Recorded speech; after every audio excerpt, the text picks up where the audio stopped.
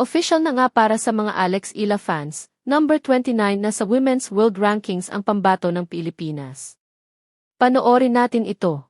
The kings had their queens on the throne. We would pop champagne and raise a toast to all of the queens who are fighting alone. Baby, you're not dancing on your own. Nagbabalik si Alex Ila sa Teal at Teal and Blue Hardcourts A's Miami, kung saan nagsimula ang kanyang breakthrough year, 1 year ago sa Miami Open 2025.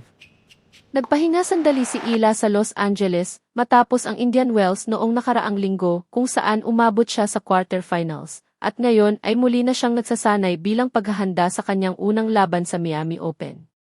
Inaasahang makakasama niya sa Miami ang kanyang mga coach na sina Sandro Vayen at John Bosch mula sa Rafa Nadal Academy.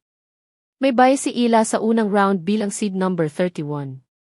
Noong Lunes, nakamit niya ang isa pang milestone sa kanyang career high ranking na number 29 nang ilabas ang bagong uliti rankings.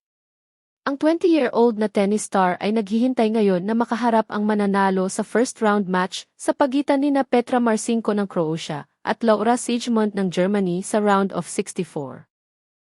Dahil sa kanyang pag-abot sa semifinals noong nakaraang taon sa Miami Open, masasabi na talagang gusto ng Filipina ang mga court na ito, na kilala na mas mabilis kaysa sa Indian Wells courts, kaya perpekto para sa kanyang agresibo at malakas na laro. Gumawa ng ingay si Ila sa buong mundo ng tennis dahil sa kanyang kahanga-hangang sunod-sunod na panalo sa Miami Open noong nakaraang taon.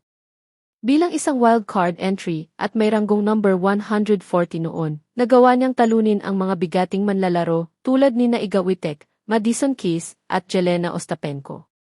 Isa rin sa mga hindi malilimutang karanasan ni Ila ang suporta ng mga Pilipino na pumuno sa mga upuan sa bawat laban hanggang sa matalo siya sa dikitang 3-setter laban kay Jessica Pegula.